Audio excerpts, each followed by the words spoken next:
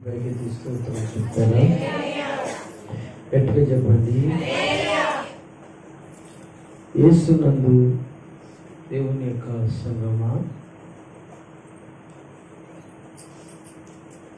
ఈరోజు దేవుడు మనతో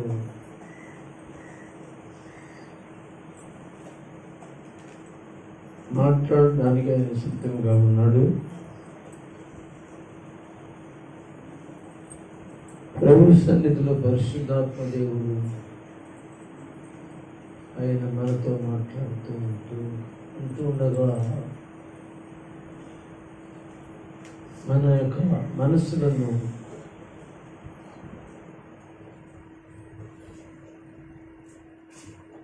దేవుని యొక్క వాక్యంపై కేంద్రీకరించి ఆయన సన్నిధిలో ఆయన యొక్క ఘనమైన నామాన్ని మనము ప్రకటించి వాక్యం చేత మనం అందరం కూడా నింపబడినట్లు దేవుడు కృప అనుగ్రహించును గాక. ప్రియమైన దేవుని బిడ్డలారా,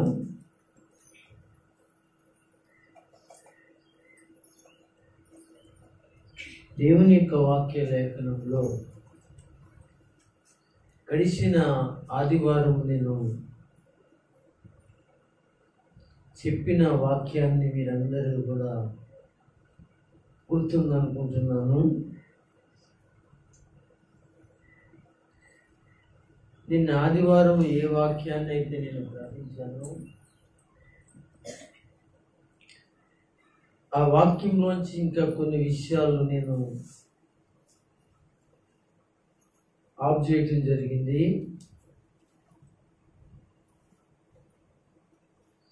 ఏమిటి అనే దాని గురించి ఆలోచన చేస్తే ఒకసారి నిన్న వచ్చిన వారందరూ నిన్న వచ్చిన లేక నిన్న వారం వచ్చిన బిడ్డలందరూ కూడా ఎవరైతే ఉన్నారో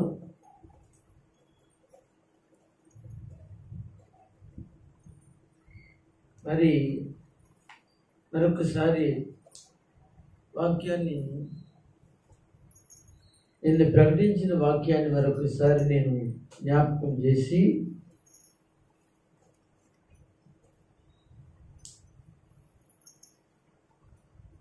ఈరోజు ఉన్న వాక్యాన్ని నేను మీ మధ్యన ప్రకటన చేయాలని పరిశుద్ధాత్మ దేవుడి సహాయం కొరకై నేను సిద్ధపడ్డాను.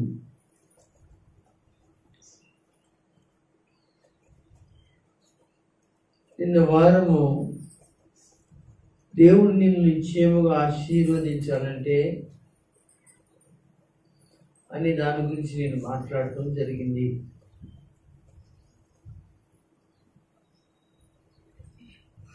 ఆ భాగం నుంచి కొన్ని మూలవాక్యాలు మనం చదువుకున్నాం. మూలవాక్యం చదువుకుని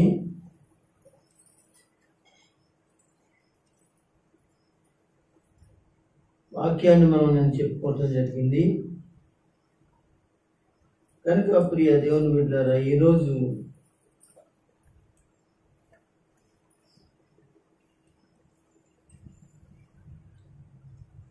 అదే మూలవాక్యంలో నుంచి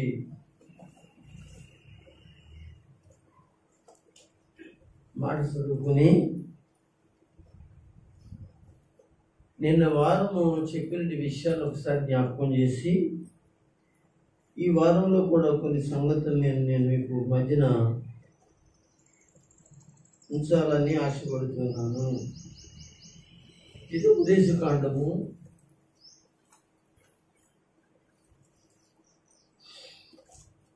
15వ అధ్యాయము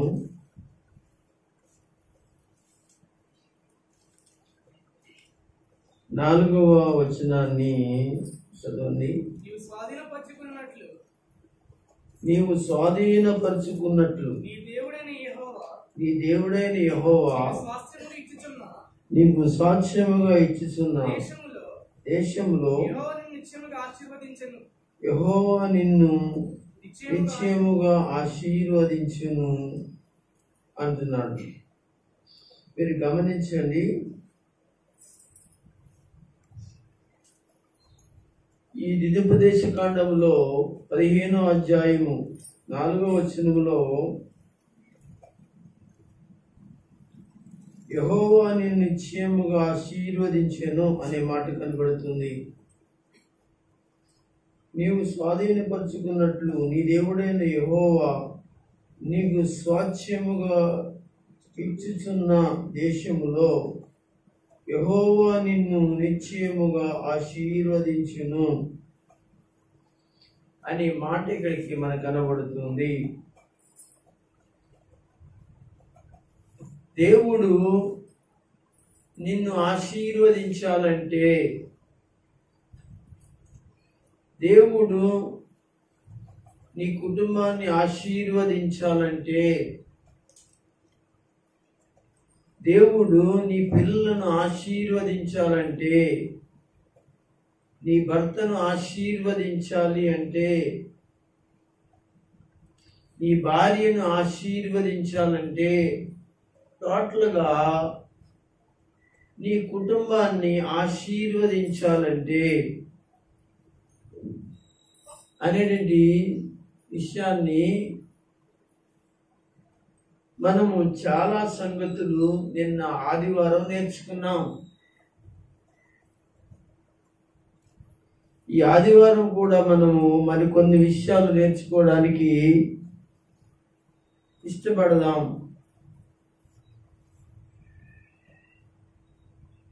ఒక్కసారి ఆదికాండంలోకి రండి.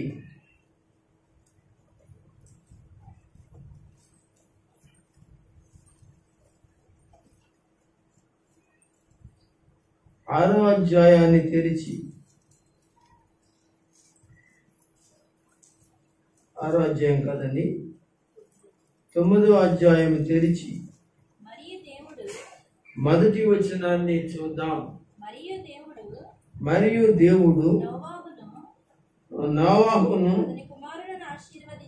అతని కుమారులను ఆశీర్వదించి ఫలించి అభివృద్ధి పొంది సరిపోతుంది.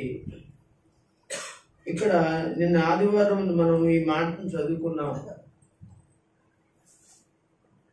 ఏమిటి ఈ మాట అంటే, నీ పిల్లలు కానీ, నీ భర్త కానీ, నీ భార్య కానీ, నీ కుటుంబం ఎవరైతే ఉన్నారో వారు ఆశీర్వదించబడడం కొరకై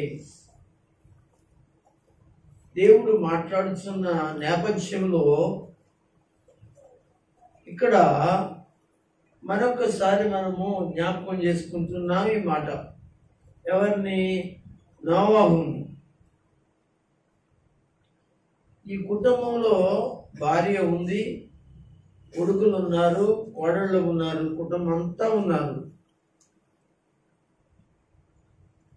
వీరికి ఆశీర్వాదం కొరకు దేవుడు మాట్లాడినప్పుడు ఈ ఆశీర్వాదమునికి వాళ్ళు ఏమయ్యారంటే వారసులుగా మనము చూస్తాం బైబిల్ గ్రంథంలో.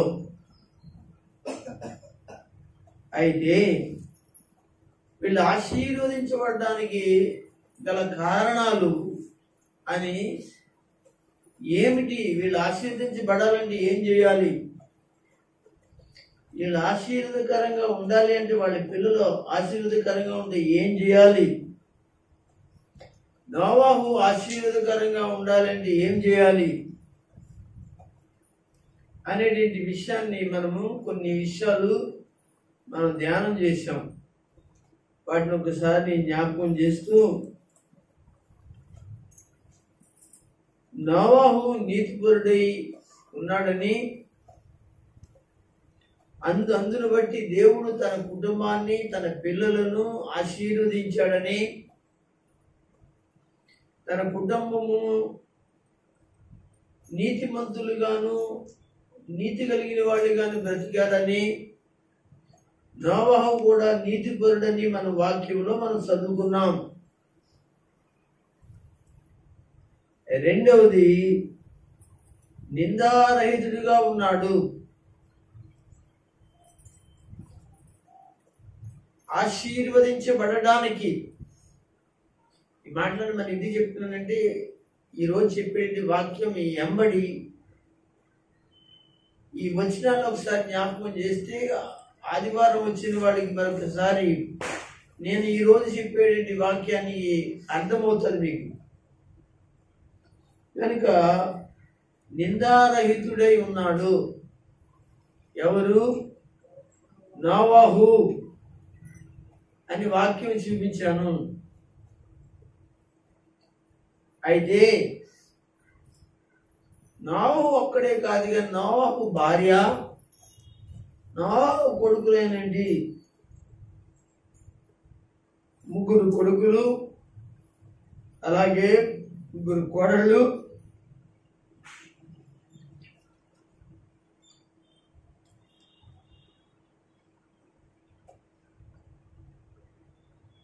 నిందారహితులుగా నిందలేని వాళ్ళుగా బ్రతికారని వాక్యం ద్వారా మనము నిన్న తెలుసుకోవడం జరిగింది. అందుకే దేవుడు ఆ కుటుంబాన్ని, నోవహు పిల్లల్ని ఆశీర్వదించాడు. మూడవదిగా దేవునితో నడిచిన వాడు అని మనం చెప్పుకున్నాం. నోవహు ఒక్కడే దేవునితో నడిచాడా? కాదు. తన యొక్క భార్య తన భర్తతో దేవునితో నడిచింది. భార్యాభర్తలు అయిన వాళ్ళు దేవునితో నడవాలి.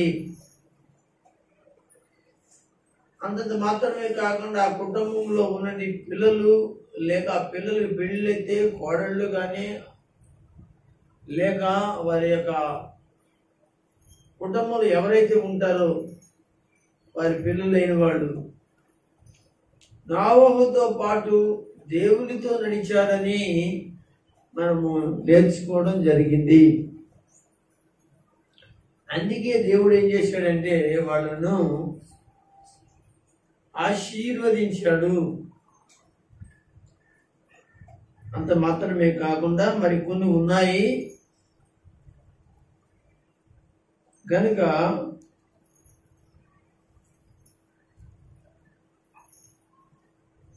వాటిని కూడా మనం నేర్చుకోవడానికి ఇష్టపడదాం.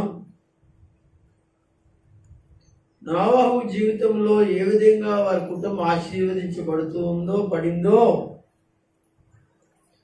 మీ కుటుంబాలు కూడా, మీ పిల్లలు కూడా ఆశీర్వదించబడాలని కోరుకోండి, ఇష్టపడండి అని నేను ముగింపు ఈరోజు మరలా నేను ఆ ముగింపుని మళ్ళా కంటిన్యూ చేయాలని నేను కోరుకుంటూ ఉన్నాను. మీరు 4వది అనుకుంటారో, లేకపోతే ఈ ఎపిసోడ్లో ఇది 2వ భాగం అన్నమాట అండి. మొదటి భాగము మీ మధ్యన అప్లోడ్ అయ్యింది, చాలా మందికి వచ్చింది. అంతేకాకుండా ఇది 2వ భాగము. ఈ 2వ భాగంలో మీరు 4వది అనుకుంటారో లేదా మొదటిది అనుకుంటారో మీరు అనుకోండి. అయితే నేనైతే ఈ 4వ దాన్ని మొదటిదిగా నేను చెప్తున్నాను. నిశ్చయముగా నువ్వు ఆశీర్వదించబడడానికి ఇంకా సమస్య లేదు. దేవుడు నిన్ను ఆశీర్వదించాలని కోరుకుంటున్నండి. దేవుని యొక్క సంఘ బిడ్డలారా, దయచేసి మీరు దేవుడు చెప్పినట్లుగా చేయండి. దేవుడు ఏం మాట్లాడుతున్నాడో ఆ మాటల ప్రకారంగా జీవించండి, బ్రతకండి. అప్పుడు ప్రభు మీ ఇంట్లో ఉన్న వాళ్ళని, మిమ్మల్ని ఆశీర్వదించడానికి ఆయన ముందుకి వచ్చి ఆశీర్వదిస్తాడు. అయితే ఇందులో మొదటిది ఏమిటి అని అంటే, బైబిల్ గ్రంథంలో చదువుతాం. ఆదికాండము 7వ అధ్యాయము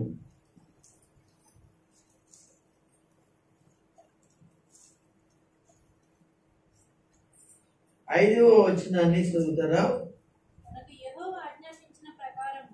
తుదకు యెహోవా ఆజ్ఞాపించిన ప్రకారము నోవహు యావత్తు చేసెను. ఇది నిన్న 3 పాయింట్లోది ఇది 4వ పాయింట్. అయితే ఈ భాగంలో 2వ భాగంలో మొదటిది అని మీతో చెప్తూ ఉన్నాను. దేవుడు ఆజ్ఞాపించిన ప్రకారంగా నోవహు యావత్తు చేశాడు.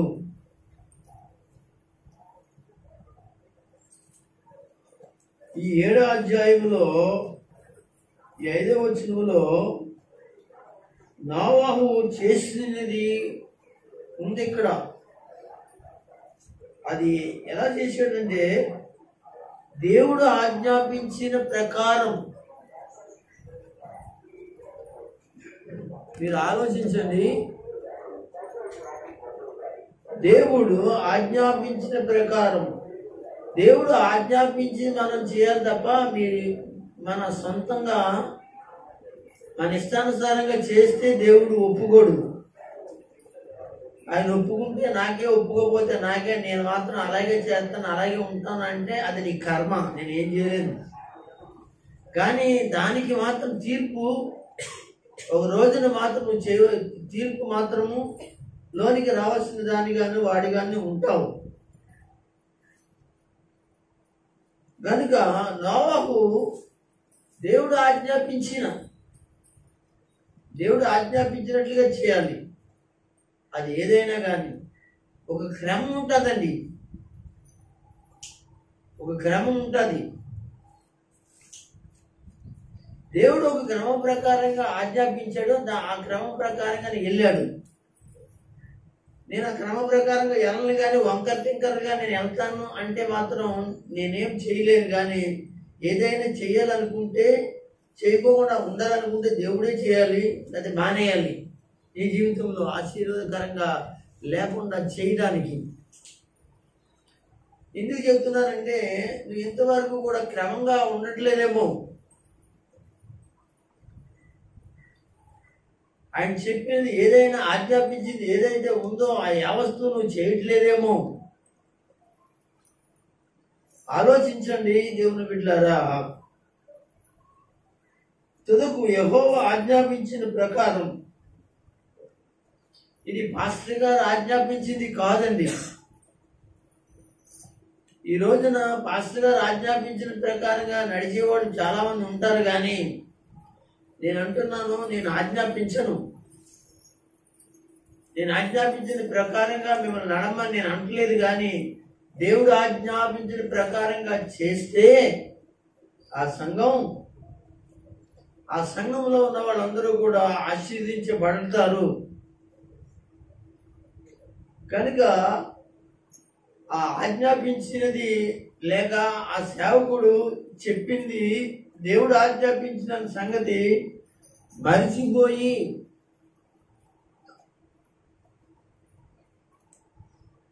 ఒకవేళ నువ్వు ఉన్నట్లయితే మర్చిపోయి, లేకపోతే మర్చిపోకుండానే నేను ఇష్టానుసారంగా ఉంటాననుకుంటే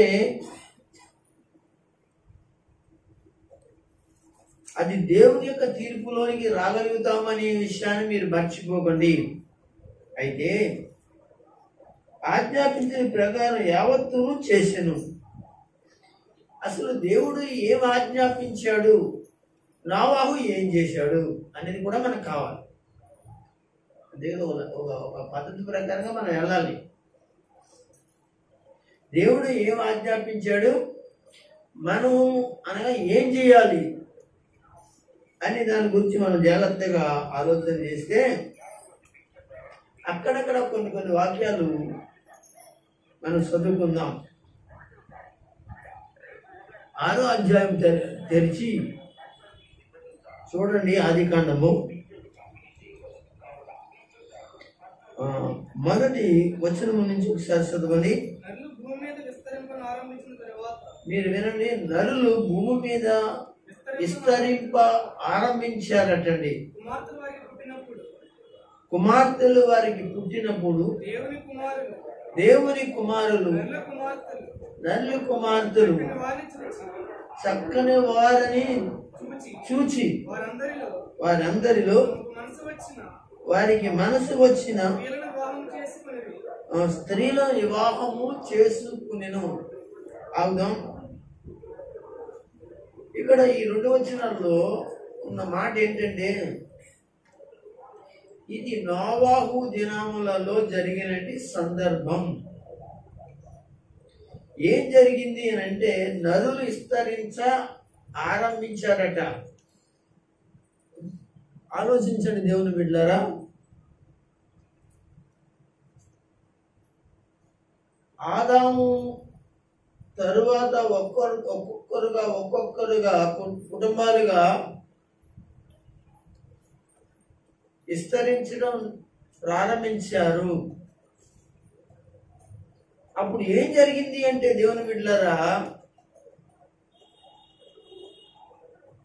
నోవాహు దినములకు వచ్చేటప్పటికి చాలా ఎక్కువ విస్తరించినటువంటి వారిగా జనములు బాగా ప్రబలమైనట్లుగా కనబడుతుంది. అప్పుడు నరులు కుమార్తెలు చక్కని వారైనట్లుగా మనం చూస్తాం. ఆ సమయంలో దేవుని కుమారులు అనబడినటువంటి వారు ఏం చేశారంటే, నరుల కుమార్తెలు అంటే దేవుని కుమార్తెలు, దేవుని కుమారులు అని అంటే ఇది ఒక పెద్ద స్టోరీ. దీని లోపలికి వెళ్తే ఇప్పుడు మనం బయటికి రావడానికి కష్టమవుతుంది నాకు. కనుక నేను కట్ చేసి నేను కొంచెం ఎదరికి వెళ్తాను. మీరు ఒకవేళ అనుకునేది ఏదైనా ఉంటే, నరుల కుమార్తెలు అని అంటే మనుషులకు పుట్టిన లేక లోక సంబంధులైన వారు అనేది ఆలోచించండి మీరు. అంటే దీనికి ఒక్కొక్కరు ఒక్కొక్క రకమైన వ్యాఖ్యానములను చెప్తూ ఉన్నారు. కానీ దేవుని కుమారులు అని అంటే విశ్వాసులని, దేవుని నమ్మిన వారని అని వ్యాఖ్యానాలు కూడా చేస్తున్నారు. సరే, అది కట్ చేసి ముందుకు వెళ్తే ఇక్కడ ఏం జరుగుతుందంటే, ఎవరికి మనసు వచ్చిన నచ్చిన వ్యక్తులతో వారు ఎలా ఉన్నారంటే వివాహాలు చేసుకుంటున్నారు. వివాహాలు చేసుకోకూడదని ఏమీ లేదు. ఆదికాండంలోనే అవ్వని ఆదాముని వాళ్ళకి వివాహం చేసిందే దేవుడు. కానీ వివాహాలు ఇక్కడ ఎలా ఉన్నాయంటే చాలా అక్రమముగా ఉన్నాయి, చాలా అన్యాయంగా ఉన్నాయి, చూడడానికి అసహ్యకరంగా ఉన్నాయి, చాలా భయంకరంగా ఉన్నాయి. ఇది దేవునికి విరోధముగా కనబడిన వివాహాలుగా ఉన్నాయి.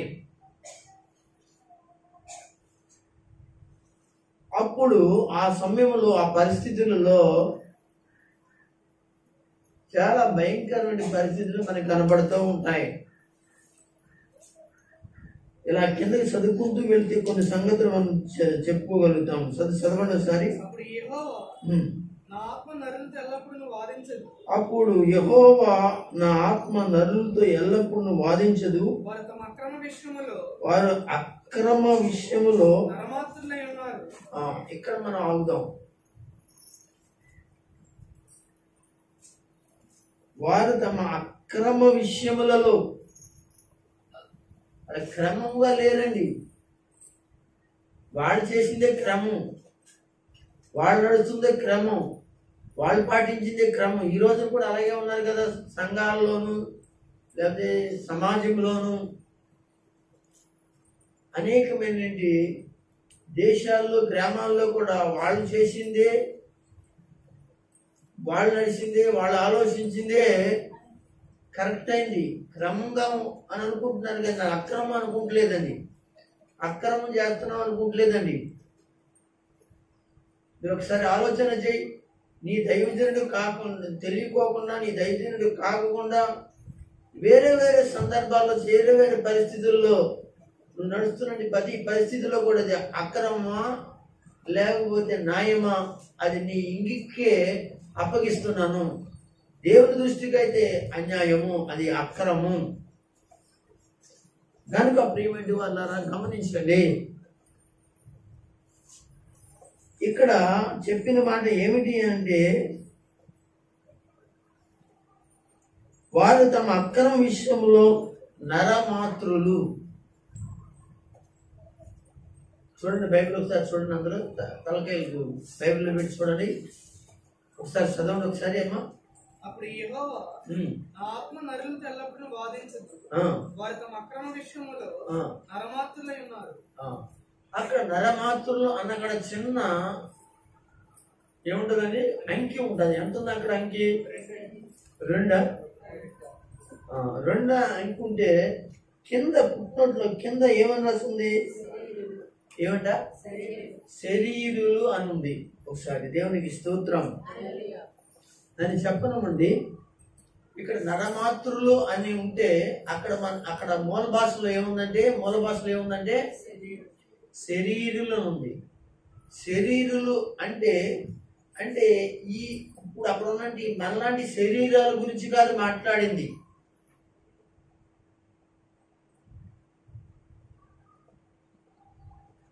నరమాతృలు అన్నప్పుడు ఆధ్యాత్మికంగా అక్కడ మనం తీసుకోవాలి. ఏ శరీరాల గురించి మాట్లాడాడు అంటే అక్కడ నరమాతృలు అంటే శరీరులు. ఇంకో మాటలో చెప్పనా, శరీరులు అంటే శరీరానుసారమైనది అక్కడ ప్రజలు ఉన్నారు, లేక జనులు ఉన్నారు, ఆ లోకం ఉంది. దేవుని స్తోత్రం చెప్పండి. అంటే ఒక్కళ్ళు కూడా ఆత్మానుసారులు లేరు. అయితే ఇప్పుడు వీళ్ళు దేవుని దృష్టిలో ఎవరై ఉన్నారు? వీళ్ళు నరమాతృలై ఉన్నారు, అంటే శరీరులై ఉన్నారు, శరీరానుసారులై ఉన్నారు. దేవునికి స్తోత్రం. అంటే దానికి ఆపోజిట్ మాట ఏదైనా చెప్తారా మీరు? ఆత్మానుసారులు కారు. ఓకేనా? దానికి అర్థం ఏంటి? వాడు ఆత్మానుసారులు కాదు. అక్కడ దేవుడు చెప్పినట్లుగా నడిచేయండి. అక్కడ లోకం లేదు, అక్కడ ప్రజలు లేరు, అక్కడ జనాంగం లేరు. ఏమండి, నేను పైన చెప్పుకుని వెళ్తున్నాను. చాలా లోతుకి వెళ్ళాలి అని అంటే కొంచెం నేను ఇంకా చెప్తుండగానే ఆలోచించాలి కనుక కొంచెం నాకు బుర్రలు కొంత ట్రైన్ అయిపోతుంది, ఏమంటుందని కొంచెం ఒత్తిడి అయిపోతుంది అనమాట. కనుక చెప్పాలని ఉంది, మీకు లోపలికి వెళ్ళాలని ఉంది. కనుక సరే ఏమైనా ఒక మాట చెప్తాను నేను. ఇది ఇలా ఉంటుండగా రోమిలికి రాసిన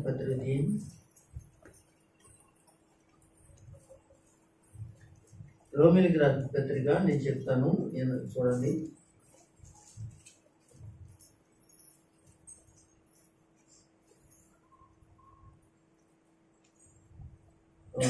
ఎనిమిదో అధ్యాయము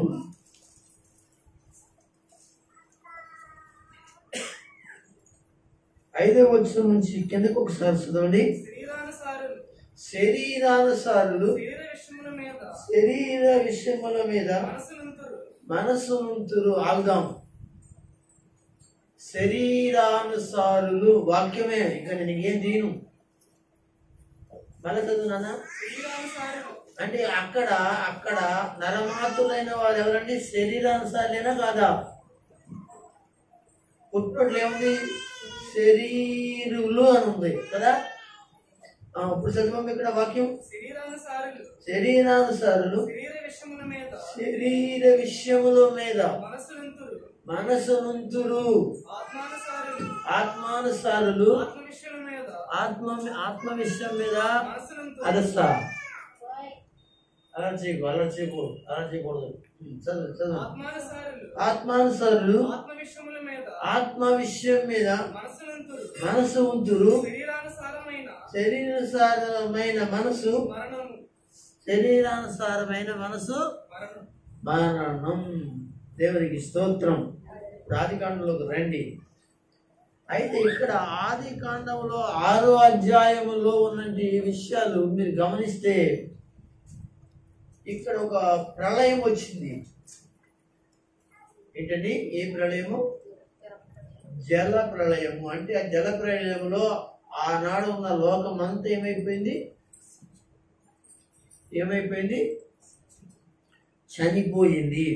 ఓకే, ఒకసారి ఆరాధ్యంలోకి వచ్చింది. ఇప్పుడు మీకు అర్థమైందా? వారు తమ అక్రమమైన విషయంలో నరమాతృలు అంటే కింద ఏమిచ్చాడు నోట్లో? అంటే వాళ్ళు శరీరానుసారంగా జీవిస్తున్నారు, శరీరానుసారంగా బ్రతుకుతున్నారు. తల్లికి బిడ్డ లేదు, బిడ్డకి తల్లి లేదు, తల్లికి తండ్రికి ఇలాగ ఒక రకమైన జీవితాలు లేవండి. అక్కడ సరైనటువంటి పరిస్థితులు లేవు. అక్కడ భయంకరమైన పరిస్థితులలో వాళ్ళు జీవిస్తూ ఉన్న పరిస్థితులు మనకు కనపడుతూ ఉన్నాయి. అయితే కిందకి మరి వెళ్దాం. ఏంటి? వారి దినములు ఒకసారి ఆలోచిద్దామండి. థ్యాంక్స్. చూడండి, వారి దినములు 120 ఏండ్లు అన్నాడా, దినములు అన్నాడా? అమ్మ చెప్పడే, అందరు బైబిల్ చూడు. ఏమన్నాడు? ఎన్ని సంవత్సరాలు అన్నాడు? 120 రోజులు అన్నాడా? నేను చాలా వ్యాఖ్యానాలు చదివాను దీని మీద, ఆదికాండం మీద చాలా వ్యాఖ్యానాలు చదివాను. చాలా బుక్కులు నా దగ్గర. అసలు నా దగ్గర కొన్ని 100 పుస్తకాలు ఉంటాయండి, కొన్ని వేల రూపాయలు అయ్యానమాట వ్యాఖ్యానాలు. ఒక్కో బుక్కు నేను చదువుతున్న అయితే ఏమండి 3-5 సార్లు 4-5 సార్లు చదువుతానండి. ఒక్కొక్క బుక్కు ఎన్ని పేజీలు ఉంటాయంటే 500 పేజీలు 700 పేజీలు అలా ఉంటాయండి. అలాగా ఒకసారి కాదండి, 5-6 సార్లు చదివినటువంటి పుస్తకాలు ఉన్నాయండి నా దగ్గర. అయితే ఇలాగా వారి యొక్క వాళ్ళ భక్తులు రాశారండి. వాళ్ళ మంచి వాళ్ళే, కానీ మరి ఎక్కడ మిస్టేక్ అయిందో తెలియదు. కానీ వాళ్ళు ఏమని రాశారు అని అంటే, నేను చదివితే వారి దినములు 120 దినములు లేక 120 దినములు నోవాహు ప్రకటన చేశాడు అని ఉంది కదా. అక్కడ 120 ఏండ్లు అని ఉంది కదా. వాళ్ళు 120 ఏండ్లు వాళ్ళు ఏమన్నారంటే 120 దినములు ఏం చేశాడు? ప్రకటన చేశాడు లేక సువార్తను వారికి అందించాడు అని అన్నారు అని చెప్పేసి ఉంది.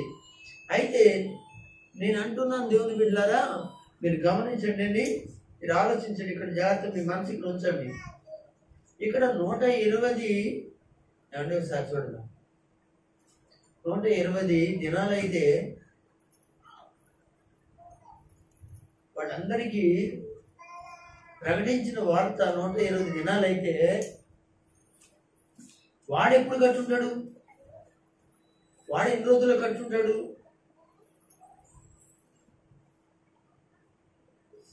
ఈ జంతువులన్నీ కూడా అవి జతలుగా వచ్చినాయి అంటండి. భూమి మీద ఉన్నటువంటి జంతువులన్నీ కూడా జతలుగా వచ్చినాయి అంటండి. వీటన్నిటిని ఎప్పుడు పోజేస్తుంటాడు? ఇవన్నీ ఆలోచన చేస్తే దేవుని బిడ్డలారా, వారి దినములు 120 ఏండ్లు అన్నాడు. అంటే 120 ఏండ్లు అయిన తర్వాత ఏమవుతుంది చెప్పరే? జలప్రళయం వస్తుంది. వాళ్ళకి ఏం జరుగుతుంది? అంతం వస్తుంది. మీరు కావాలంటే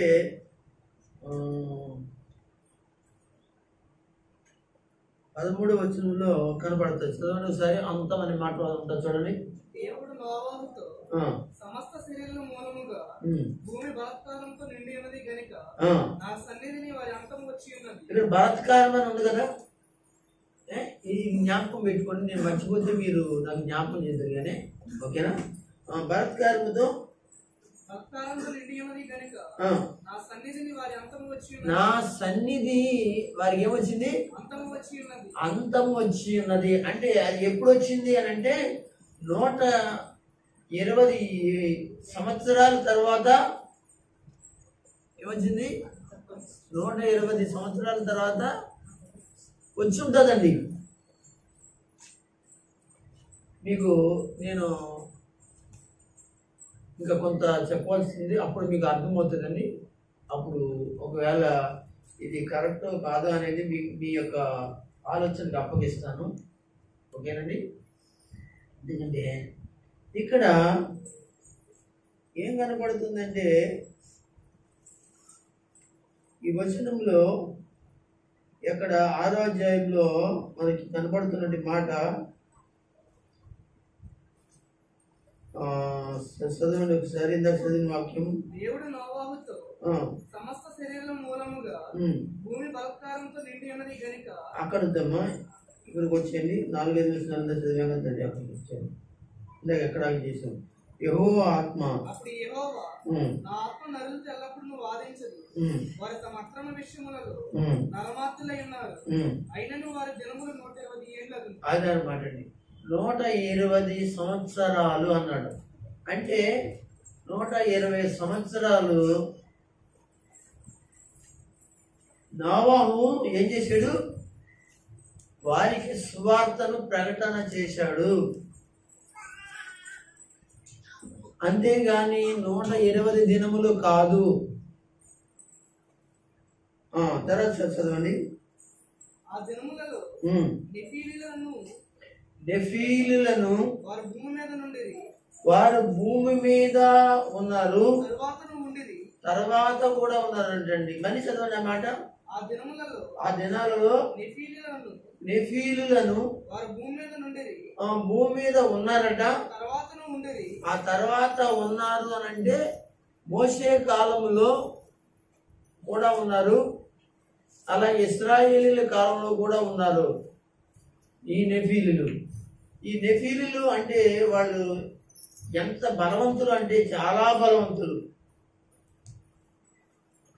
చాలా పెద్ద బలవంతులు అనేది. సుమారుగా వాళ్ళు చాలా ఎత్తరగా ఉంటారు. ఒకరిని చూపిస్తాను, అంటే చాలా వాక్యాల్లో ఉందండి. చాలా వాక్యాల్లో వాళ్ళని ఫలానా వాళ్ళని దేవుడు రాసి ఉంచాడు. కనుక మనకి సందర్భం ఇప్పుడు కుదరదు కనుక వాక్యం తీసి అన్నీ టైం అయిపోతుంది కనుక. అయితే గొలియాతు ఉన్నాడు కదా, అతను మనకి బాగా తెలుసు. గొలియాతు ఎంత ఎత్తు కలిగిన వాడు అని బైబిల్ చదివితే ఎక్కడ రాశాడు? చదవక్కర్లేదు కానీ సమూయేలు గ్రంథంలో, ఏమండి, సమూయేలు గ్రంథంలో మొదటి గ్రంథంలో 17వ అధ్యాయంలో ఈ సందర్భం మనకు ఉంటుంది. అయితే 6 మూరల జానడు. దేవుని స్తోత్రం చెప్పండి. ఎన్ని మూరలు అండి? ఏమండి, ఒకసారి మీరు మూరతో కొలుసుకోండి. మీరు ఎంత ఉంటారు?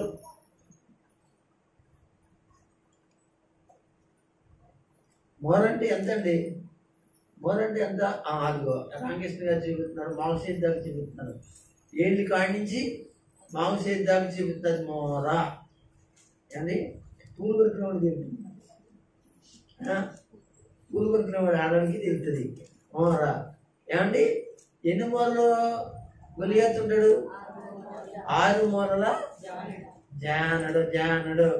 ఓకేనా? అయితే బైబిల్లో ఏముంది తెలుసా? అతను చాలా ఎత్తు కలిగినోడు అని ఉందంట. 6 మూరల జానడు ఎత్తు అయితే మాముంటే ఎంత ఉంటాడు అంటే మీరు మీ యొక్క మూరతో లెక్కేసుకుంటే మీ అంత ఎత్తు ఉంటాడు అని అనుకోండి. మరి బైబిల్ ఏంటండి? బైబిల్లో ఎందుకంటే అలా రచించాడు చాలా ఎత్తు కలిగిన వాడు అని అంటే, పాత నిబంధన కాలంలో లెక్కల ప్రకారము, రాజుల కాలంలో లెక్కల ప్రకారము, ఈ ఆది కాండం యొక్క లెక్కల ప్రకారము, మోషే యొక్క లెక్కల ప్రకారము ఏంటి? మోర అంటే 2 అడుగులు. మోర అంటే 2 అడుగులు లెక్కంట. మీకు అట్లా ఇప్పుడు లెక్కల ప్రకారం ఏంటి? ఇప్పుడు ఎవరైనా 2 అడుగులు అని అన్నారు అనుకోండి, అప్పుడు లెక్క ఎంత? మోర అంటే గొలియాతు 6 మోరలు అంటే ఎన్ని అడుగులు? 12 అడుగులు. 12 అడుగులు అంటే మీరు గమనించండి. సుమారుగా మరి జాన ఉండిపోయిందా? జాన అంటే 1 అడుగు లెక్క అంటప్పుడు. జాన అంటే ఎంతట? ఇప్పుడు ఎన్ని అడుగులు ఉన్నాడు అతను? 13 అడుగులు. అంటే దగ్గర ఎలక్ట్రీ తమ్మ అంతా ఉంటాడు. అంతే కదా? అందరు దేవుని స్తోత్రం చెప్పండి. హల్లెలూయా చెప్పండి. హల్లెలూయా. అయితే ఈ నెఫీల్ అనేవాళ్ళు ఏమండి? నెఫీల్ అనేవాళ్ళు అంత ఎత్తు, వాళ్ళ యొక్క కాళ్ళు తొడలంటండి ఎలా ఉంటాయి తెలుసా? బాగా బలిసిన కొబ్బరి చెట్టు యొక్క మొదలుంటుంది చూడండి. సందులు వేసుకున్నా కానీ 2-3 సందులు వేసుకుంటేనే కానీ తప్ప అది మొదల అవును అంత అలా ఉంటాయంటే తొడలు. అంటే వాళ్ళు అలా ఉంటారు. అలా ఉన్న వ్యక్తుల్ని మనం చూస్తే ఏమనిపిస్తుంది చెప్పండి? అందరి స్తోత్రం చెప్పండి. ఏమండి? మోషే కానాను దేశమును ఏగు చూడడానికి పంపించాడండి. ఎవరిని? 12 గోత్రాల్లో 12 మందిని పంపించాడండి. వాళ్ళు తిరిగి వచ్చి ఏం చెప్పారంటే, మేము వాళ్ళ దృష్టికి అక్కడ ఉన్నంటి దృష్టిగా అక్కడ కానాను దేశంలో కొన్ని ఊళ్ళు ఉన్నాయండి. ఆ ఊళ్ళ పేర్లు ఉన్నాయి, అక్కడ ఉన్న ప్రజల పేర్లు కూడా ఉన్నాయండి. వాళ్ళు కొంతమంది ఎలా ఉన్నారు అని అంటే, మేము మిడతల వలె కనబడుతున్నామని చెప్పారండి. అంటే వీళ్ళు ఇలా పైకి చూస్తే అంటే వాళ్ళ తలకాయ కూడా కనబడతలేదంటండి. అంటే అంత అలా పైకి ఎత్తినా అంటే అంత ఎత్తన అంత బలమైన వాళ్ళంటండి. అందరూ ఒకసారి స్తోత్రం చెప్పండి. వాళ్ళేనంటండి. ఎవరంటే వీళ్ళు నెఫీలు. చదవండి ఒకసారి. దేవుని కుమారులు నల్లి కుమార్తెతో పోయినప్పుడు వారి పిల్లలు కనిది పూర్వకాలమందు పేరు పొందిన అదే సూర్యులు వీరే. అందుకే కదా ఎవరు ఇతని పేరు గులియాతని ఏమన్నారు? సూర్యుడు కదా, సూర్యుడు అంటే యుద్ధ సూర్యుడు అనమాట. ఇంత అతనితో గెలిచేవాడు ఎవడో లేడు అనమాట. భూమి మీద గొప్పదని వారి హృదయం యొక్క తలంపులలోని చూడండి ఎంత కూడా ఎలా అయిపోయింది. ఊహంతయు ఎల్లప్పుడూ కేవలం చెడ్డదని. ఒకసారి ఆగుదాం. నేను అన్ని విషయాలు వివరించలేకపోతున్నానండి. ముఖ్యమైనవి ఈ నెఫీల గురించి చెప్పాను. నెక్స్ట్ నరమాతుల గురించి ఎవరికి చెప్పాను మీకు. కనవాయన్ని కొంచెం వరకు మీరు అర్థం చేసుకోగలరు. తర్వాత ఎల్లప్పుడు కేవలం చెడ్డదని యెహోవా చూచి తాను భూమి మీద నరులు చేసినందుకు యెహోవా సంతాపమునంది తన హృదయంలో నొచ్చుకునేను. అప్పుడు యెహోవా నేను సృజించిన నరులను, నరులతో కూడా జంతువులను, పురుగులను, ఆకాశ పక్షాదులను భూమి మీద నుండి కూడా తుడిచివేయుదును. సరే 9వ వచనంలోకి వచ్చేస్తారా? నోవాహు వంశావళి ఇదే. నోవాహు నీతిపరుడను, తన తరంలో నిందారహితుడనై ఉండెను. 11-11 వచ్చేట్లయితే భూలోకము దేవుని సన్నిధిని చెడిపోయి ఉండెను.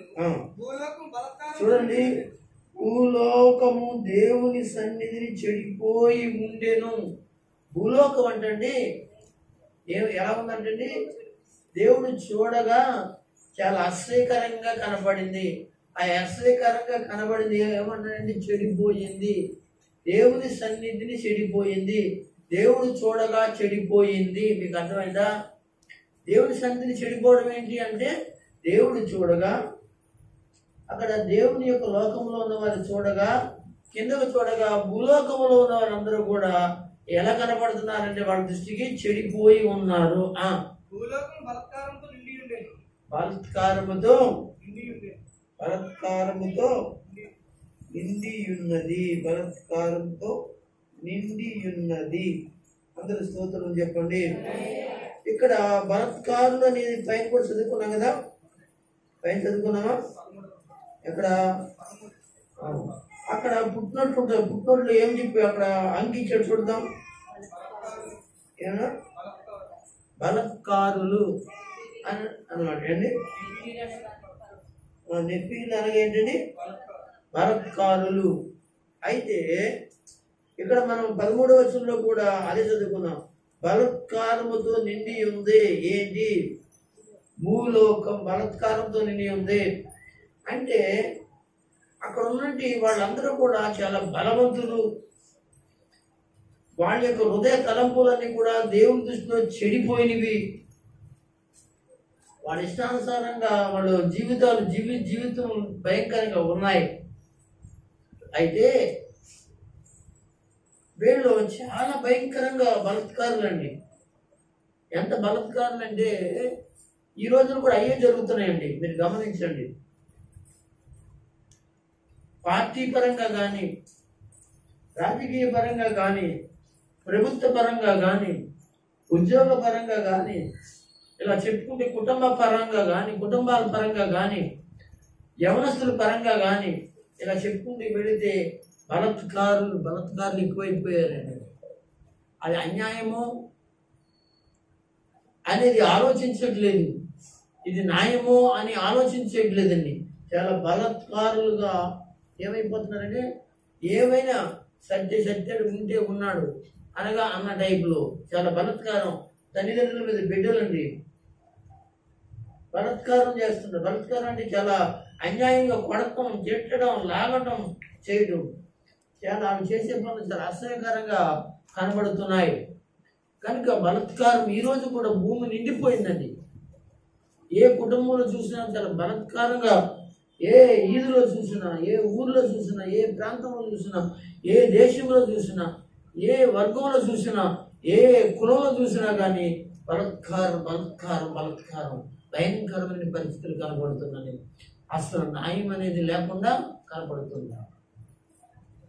ఎవరైనా ఒక అమ్మాయిని తీసుకెళ్ళిపోతే లేదా ఒక అబ్బాయిని తీసుకెళ్ళిపోతుంటే పెద్ద మనిషిగా దగ్గరికి వెళితే ఆ పెద్ద మనిషిని మాకు ఏదో విధంగా న్యాయం చేయండి సరే అంటే ఏళ్ళు ఏం చేస్తున్నారు? పెద్ద మనిషిని అంటాడు. మళ్ళీ ఏళ్ళు వల్ల ఇలా చెప్పుకోవడానికి సిగ్గుతో మరి అర్థం కాదు.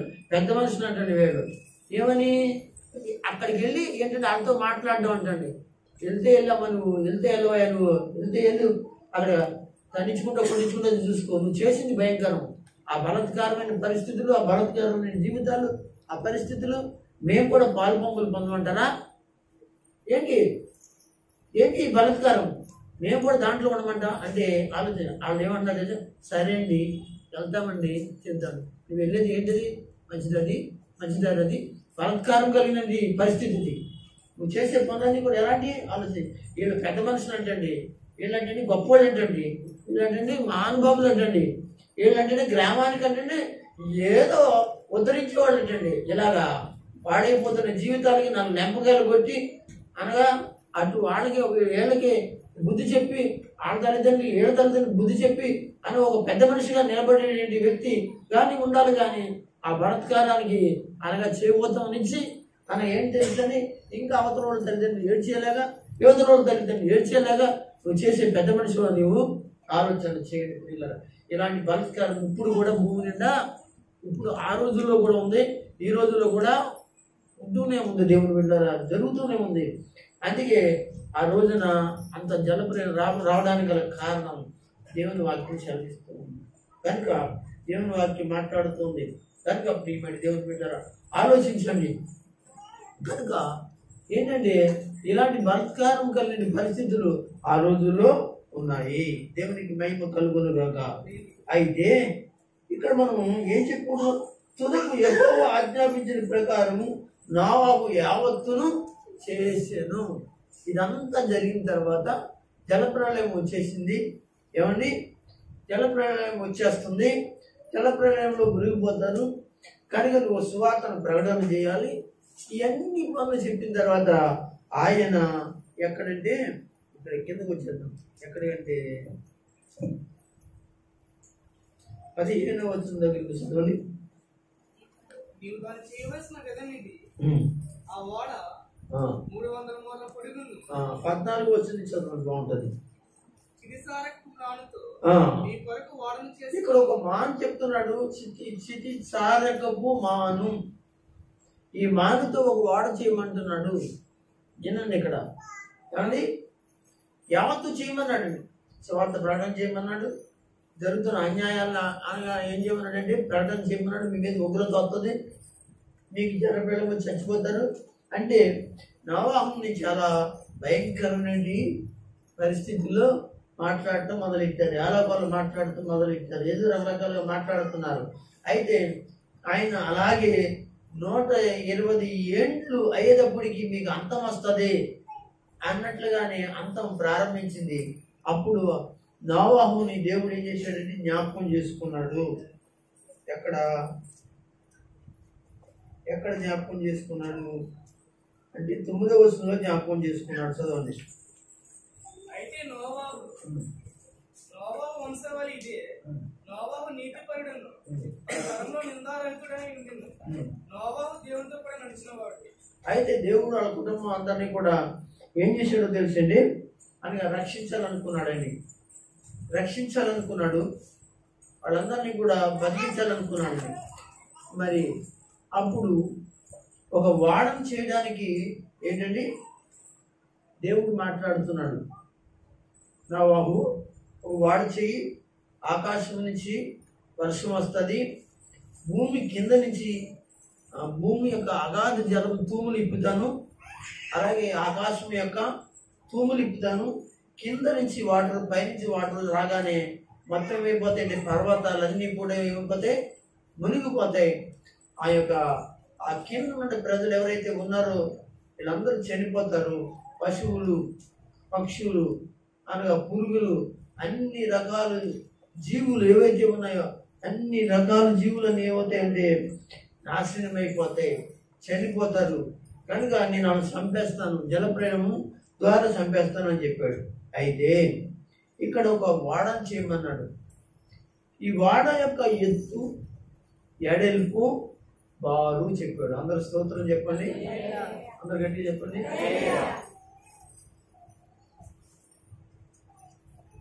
చదవండి. చితిసారకపు మ్రానుతో నీ కొరకు వాడను చేసుకున్నాము. అరలు పెట్టి ఆ వాడను చేసి. అరలు పెట్టి వాడను చేయము. అరలు పెట్టి, అరలు అంటే వాడను చేయమన్నాడు. ఆ వాడ భారత్ అన్నాడమ్మా, చదువు. ఆ వాడ 300 మూరల పొడుగును. ఎన్ని వందల మూరలు? 300 మూరల. ఒకసారి ఆయన చూడండి మీరు, 300 మూరలు అంటే ఈ చర్చి ఎన్ని మూరలు ఉంటుంది?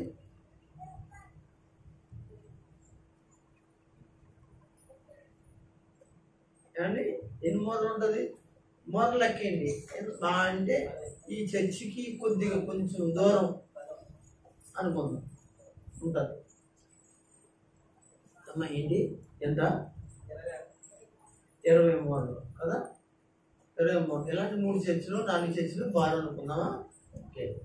అయితే ఇప్పుడు మనము ఏ లెక్కలు మనం చేయాలి? మూర అంటే ఏంటండి, అడుగుల లెక్కలోకి వెళ్ళాలి కదా. ఇప్పుడు లెక్క అయితే ఇప్పుడు ఎన్ని అడుగులు అయ్యి? 600 అడుగులు కదా, అంతే కదా. ఎన్ని? 1200 అడుగులు అవుతుందా? అవును, 300 లెక్క చెప్పాలి నాకు. 600 అవుతాయి కదా. 600 అంటే మూరలో 3 అయితే అడుగులు ఎన్ని అవుతాయి? ఇందాక చెప్పినట్టుగాని అనమాట. ఒక్కొక్క మూర ఎన్ని అడుగులు? 2 అడుగులు అయితే 600 పోతే అడుగులు అవుతుందండి. 600 అడుగులు అంటే నిలువుగా నిలబెడితే ఎన్ని అపార్ట్మెంట్లు అనుకుంటున్నారు మీరు? ఆలోచించండి, మీరు గమనించండి. ఒక్కొక్క తాడి చెట్టు వరుసగా ఒకదాని సుత పెడితే సుమారుగా 5 తాడి చెట్లంతా అని బాగుంటుందండి. ఇది ఆ వాడ. ఏమండి, అంటే మీరు ఏమనుకుంటున్నారు? అది చిన్నవాడేం కాదు, అది మీరు గమనించారా? వాడు చేసాడు, చిన్నది చేసిండు అంటే అది అంత చేయడానికి ఇంతకీ విషయాలు చెప్తున్నానంటే ఆయన అండి ఎన్ని సంవత్సరాలు ప్రకటన చేశాడు అని చెప్పాను? 120 ఏళ్ళు ప్రకటన చేశాడంటే అప్పుడు వరకు కడుతూనే ఉన్నాడు. అంటే ఇవన్నీ కూడా క్లారిఫికేట్ చేసుకుని ఇవన్నీ ఆలోచించి బుర్రంతా, నా మైండ్ అంతా, నా మెదడంతా ఏమైపోయింది పిసికేసి చాలా ఇదైపోయాను అనమాట. దేవుని స్తోత్రం చెప్పండి, అల్లు చెప్పండి. ఇది అర్థమవుతుందా? ఎక్కేంటి అంటే మీరు గమనించండి, ఎన్ని సంవత్సరాలు 120 సంవత్సరాలు ప్రకటన చేశాడంటే ఈ 120 సంవత్సరాలు ప్రకటన చేస్తూ ఉండి ఏం చేశాడు? వాడని, అంత పెద్ద వాడని కట్టడానికి అరలు అంటండి. అరలు అంటే మీకు తెలుసా? షాప్లోకి వెళ్ళినప్పుడు కొన్ని అరలు ఉంటాయి. ఒక అరలో ఒక్కొక్క రకమైన సబ్బులు, ఒక్కొక్క రకమైన సరుకులు అని ఉంటాయి కదా మనకి. అలాగా ఆ వాడకి అంత పెద్ద, అందులోకి ఎన్ని అంతస్తులు వాడది చెప్పలే? దానికి ఎన్ని అంతస్తులు అంటండి? 3 అంతస్తులు అంటండి. అట్లయినా 3 అంతస్తులు, ఒకటే తలుపు అంటే దానికి ఒకటే కిటికీ. దేవుని స్తోత్రం చెప్పండి. ఒకటి ఏంటండి? ఒకటే కిటికీ, ద్వారం ఒకటే ద్వారం. ఎక్కడ పెట్టడం ఉంది మీరు చదువుకోండి. నేను చూసి చెప్పడానికి సమయం ఉండదు కనుక ఏమండి. కనుక ఒకటే ద్వారం. అవును, ఆ ద్వారము ఎక్కడ ఉంది అని అంటే ఏమండి, ఒకటి దేవుని బిడ్డలారా పరిశుద్ధాత్మ యొక్క అంతస్తు, రెండోది కుమారుడైన యేసుక్రీస్తు వారి యొక్క అంతస్తు, మూడోది తండ్రి అయిన వారి యొక్క అంతస్తు.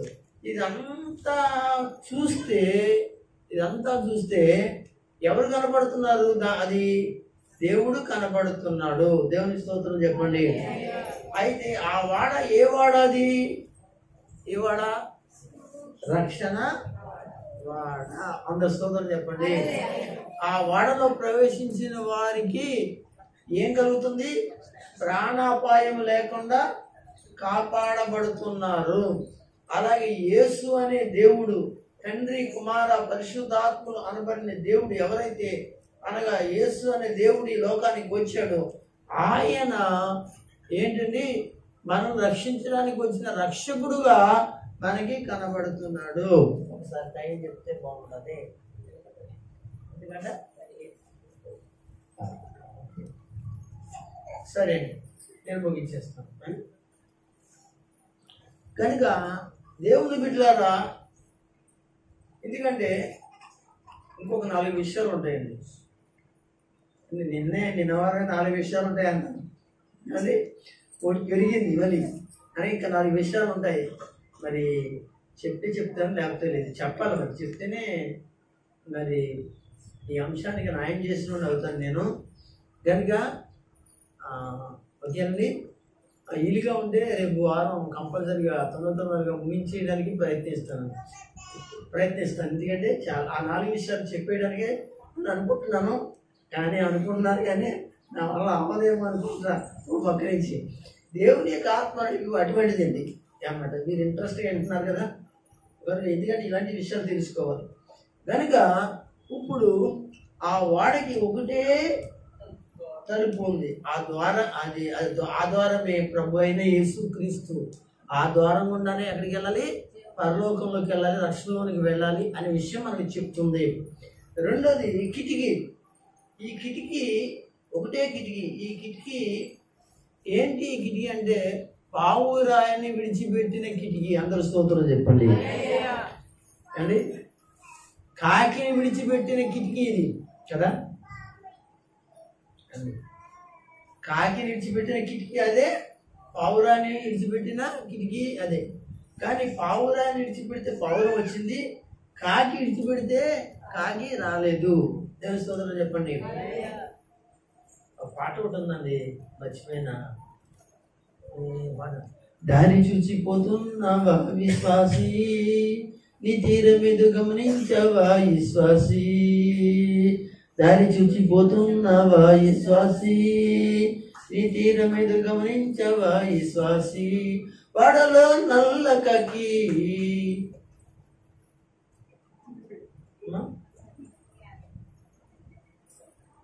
వడలో నల్ల కాకి, ఇది మర్చిపోయినండి అన్నమాట. అది బయటికి పంపిస్తే అది తిరిగి రాలేదని ఆ పాట ఉంది. పాట ఉన్నాయి మీ దగ్గర? సముద్రంలో కొట్టిపోయా స్తోత్రం చెప్పండి. అది కొత్త పాట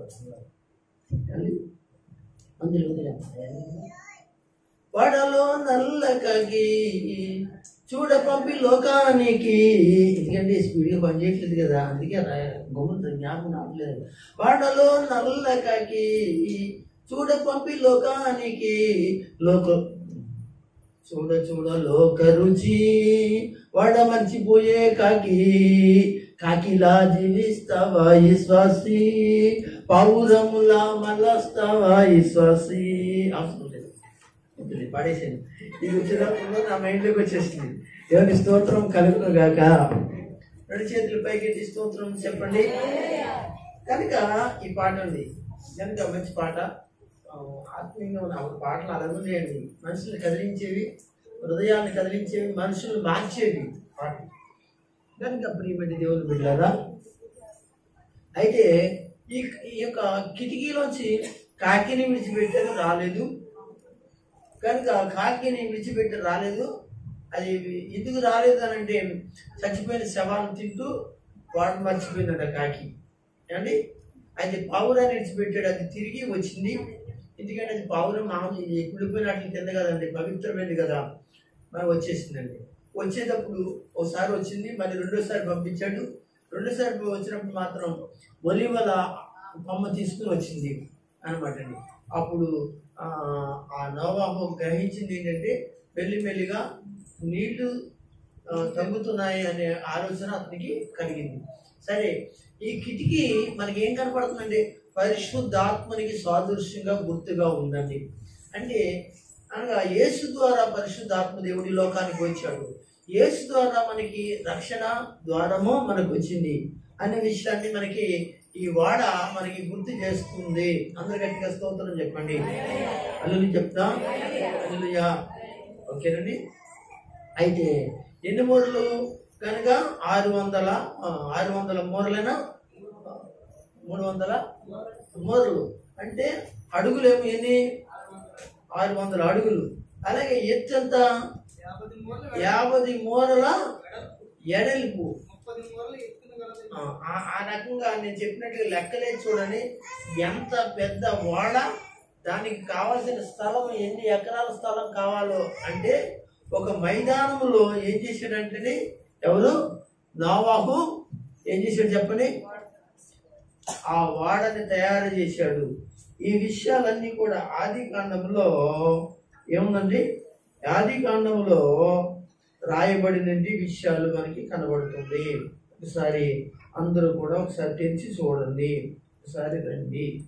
అయితే ఇక్కడ మనము ఏం చదువుకుంటున్నాము అని అంటే 7వ అధ్యాయం 5వ వచనములో తుదకు యెహోవా ఆజ్ఞాపించిన ప్రకారము నోవహు యావత్తును చేసెను.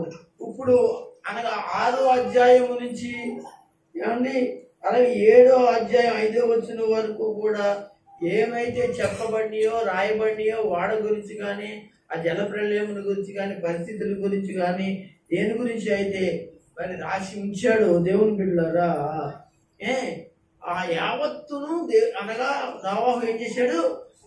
మర్చిపోకుండా చక్కగా చేశాడు అనే విషయాన్ని మీకు జ్ఞాపకం చేస్తున్నాను. దీంట్లో మీరు కూడా, మీ కుటుంబం కూడా, మీ పిల్లలు కూడా ఇలాగా దేవుడు చెప్పినట్లు యావత్తు చేస్తే ఏం చేయబడతారు? ఆశీర్వదించబడతారు. దేవునికి స్తోత్రం చెప్పండి, దేవునికి స్తోత్రం చెప్పండి, హల్లెలూయా చెప్పండి, హల్లెలూయా. కనుక దేవుని బిడ్డలారా, ఈ మధ్యాహ్న కాలంలో నేను ముగించడానికి ఇష్టపడుతూ ఉన్నాను. కనుక మీరు, మీ కుటుంబము, మీ పిల్లలు, మీ వారు ఎవరైతే ఉన్నారో అలాగా మీరు అభివృద్ధిలోనికి రావాలి, ఆశీర్వాదంలోకి రావాలి అని అంటే మీరు ఏం చేయాలో తెలుసా? అంటే ఏం చేయాలంటే ఇదిగో దేవుడు చెప్పిన యావత్తు చేయాలి. అంతేగాని తప్ప మీ ఇష్టానుసారంగా మీరు చేసుకుంటూ, మీ ఇష్టానుసారంగా మీరు ఉంటూ, మీ ఇష్టానుసారంగా మీకు ఎక్కడ ఆలోచన ఉంటే ఎలా ఉంటే అలా చేసుకుంటూ బ్రతికేస్తూ ఇదే ప్రార్థన, ఇదే ఆరాధన, ఇదే గుడి, ఇదే బడి అనుకుంటూ మీరు బ్రతికేస్తున్నట్లయితే అది దేవుని దృష్టిలో ఒక రోజున లెక్కప్ప చెప్పవలసిన వారుగా ఉన్నారని ఈ వచనం మనకి తెలియజేస్తుంది. అలా కాకుండా మీరేం చేయాలంటే దేవుని బిడ్డలారా, ఆశీర్వాదములకు అనగా వారసులుగాను కుటుంబాలుగా మీరు ఉండడానికి చక్కగా మీరు క్రమముగా పద్ధతిగా భక్తితోను భయముతోను అనగా దైవ సేవకుడు ఏ క్రమాలైతే పెట్టాడో ఆ క్రమాలు తప్ప ఏదో ఒక క్రమాలు పద్ధతులు అనగా విషయాలను చేయటం అనేది అది మీకు మంచిది కాదని వాక్యం ద్వారా మీకు మరొకసారి హెచ్చరిస్తూ నేను ముగిస్తున్నాను. దేవుడి మాటలు మనందరి వినికులు ప్రభు దీవించి ఆశీర్వదించును కాక.